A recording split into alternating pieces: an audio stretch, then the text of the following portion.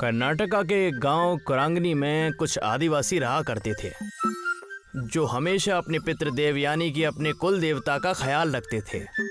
उनका मन था कि कुल देवता की इबादत करने से ही उनकी जिंदगी बहुत ही अच्छी और बहुत सुकून से गुजरेगी। उनके घर भी हवा में झूलते हुए बने थे। वो चाहते थे कि गैर समाज का इंसान उनके पास ना आए और ना ही वो किसी के पास जाना चाहते थे।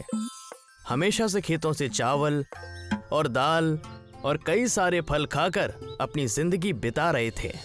उसी वक्त कुरांगनी के पास वाले गांव में कुछ बच्चे कैंपिंग करने गए थे। चंदू, मंगलू और कविता। मुझे तो अब तक यकीन नहीं हो रहा है कि मैं हॉलिडे पर आई हूँ। सच कहा। यहाँ हम कुछ दिनों तक कैंप करेंगे और आसपास की चीजें भी ढूंढ निकालेंगे। मजा आएगा। हाँ, और सुबह होते ही हम आसपास के गांव घूमने जाएंगे और देखेंगे कि वहाँ क्या है। कुरांगनी गांव के पास के कैंपिंग स्पॉट पर तीनों दोस्त आराम करने लगते हैं। सुबह होते ही उन्होंने तय किया कि सारे घूमने जाएंगे कुरांगनी की तरफ। कुरांगनी के पास जाते ही कविता ने झूलता हुआ घर देखा और कहा, अरे वाह, ये देखो झूलता हुआ घर। लगता है यहाँ के लोगों को झूला झूलने का बेहद शौक है, इसलिए ऊपर वहाँ पेड़ पर ही घर बना लिया है। कितनी गजब की खूबसूरती।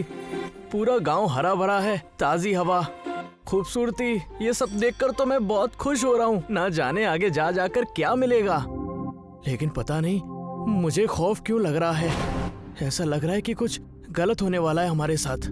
ओफो, तुम तो हमेशा नेगेटिव बातें करते रहते हो। अब चुप भी करो और यहाँ का नजारा देखो। कुरांगनी गांव के आदिवासियों ने उन्हें घेर लिया, जो दिखने में डरावने और खूंखार लग रहे थे।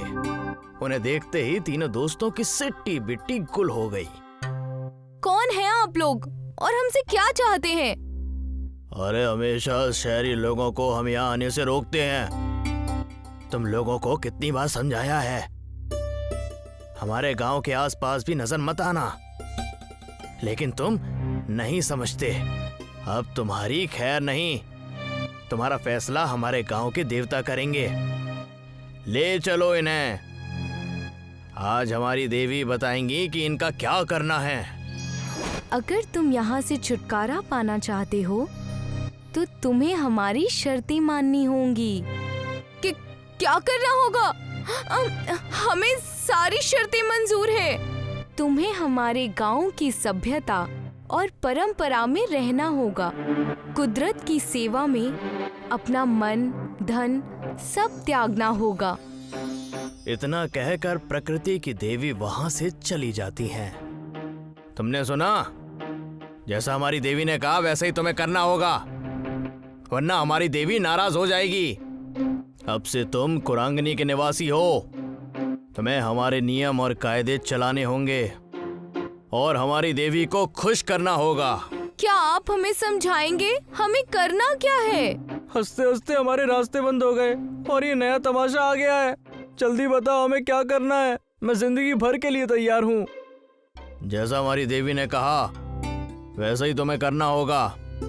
हमारे तौर तरीके तुम्हें अपनाने होंगे, सारी शहरी चीजें तुम्हें फेंकनी होंगी। कविता, मंगलू और शैलेश के पास अब कोई चारा नहीं था, उन्हें उनके तौर तरीके आजमाने ही पड़ते हैं। हमने तुम्हारी सारी व्यवस्था झूलते हुए घर में कर दी है। आज से तुम वहीं रहोगे और हमारा जीवन व्यतीत करोगे। यही सीख और सजा है तुम्हारी। ये रहे तुम्हारे कपड़े। छोड़ दो हमें, घर जाना है हमें, हमें जाने दो। अरे चिल्लाना बंद करो और इन्हें देखो। तुम्हें लगता है ये हमें जाने देंगे यहाँ से? हमें यही इनकी बातें माननी होंगी, तब जाकर कुछ होगा। मैंने पहले ही कहा था कि हमें संभल कर रहना चाहिए, लेकिन तुम में से किसी ने मेरी बात नहीं मानी। उन्हें समझ आने लगा था कि प्रकृति सबसे बढ़कर है। ये रहा तुम्हारा भोजन, इसे खाकर हमारे साथ खेत में काम करने चलो। ये क्या है? मुझे ये सब करने की आदत नहीं है। दिखने में तो लजीज लग रहा है। मंगलू से खाकर तो देखो। चुपचाप खाकर हमारे साथ चलो। जैसे ही उन्होंने कुरांगनी गांव का खाना खाया, वाओ यार, ये कितना लजीज है। अगर हमें ये खाना हर रोज मिले तो मैं यहाँ से कभी नहीं जाना चाहूंगी। बिना मिलावट के खाने की बात ही कुछ और है। सच कहा तुम दोनों ने। हमें यहाँ कुछ दिन बिताने हैं। इससे हम एक अच्छी सीख और अच्छी समझ के साथ जाएंगे। तीनों कुरांगनी गांव के लोगों के साथ वक्त बिताने लगते हैं।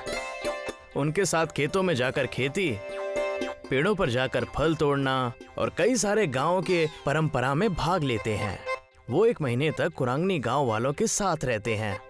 उनके तौर तरीके सीखने के बाद मुखिया कहता है, हमारे गांव में कल मेला लगने वाला है, जिसमें कई सारे व्यंजन और कई सारे कारनामे होते हैं।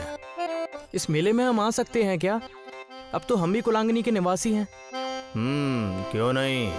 अब तुम भी हम में से एक हो। तुम यहाँ आ सकते हो। अगले ही दिन तीनों मेले में जाने के लिए तैयार हो जाते हैं। वहाँ पर कविता के माँ बाप कविता को ढूंढते हुए आ जाते हैं। कविता की माँ रोने लगती है। कहाँ थी मेरी बच्ची? हमने तुम्हें कहाँ नहीं ढूंढा। इन लफंगों के साथ हमें पता था कि तुम किसी मुसीबत में हो। कुरांगनी गांव के लोग कविता के पिता की बात सुनकर डर जाते हैं। तब कविता कहती है, लेकिन पिताजी, इसमें इनकी कोई गलती नहीं है। मुखिया जी ने अपना कर्तव्य निभाया और हमें एक बेहद अच्छी सीख दी, जो कोई स्कूल या कॉलेज हमें नहीं दे पाता। इस गांव में आने के बाद हमने अपनी प्रकृति के बारे में जानने का बहुत बड़ा अवसर प्राप्त किया। हमें पता चला कि हमारी दुनिया से बढ़कर भी कुछ चीज है। मैं शुक्रगुजार हूँ कुरांगनी गांव और यहाँ के लोगों का, जो हमें यहाँ आने का मौका मिला। ये सब सुनने के बाद मुखिया कहते हैं, ये देखा हमारे साथ रहने का नतीजा। मुझे फक्र है तुम तीनों पर। हमें तुम्हें यही सिखाना था। मुझे तो तुम तीनों पर नाज है। प्रकृति देवी की शर्त पूरी होती है। तुम यहाँ से जा सकते हो और अपनी खुशहाल जिंदगी बिता सकते हो। कविता, मंगलू और शैलेश वहाँ से खुशी खुशी जाने लगते हैं। हम आप सबसे मिलने साल में एक बार जरूर आएंगे और शहर जाकर लोगों को कुदरत के बारे में सतर्क करेंगे।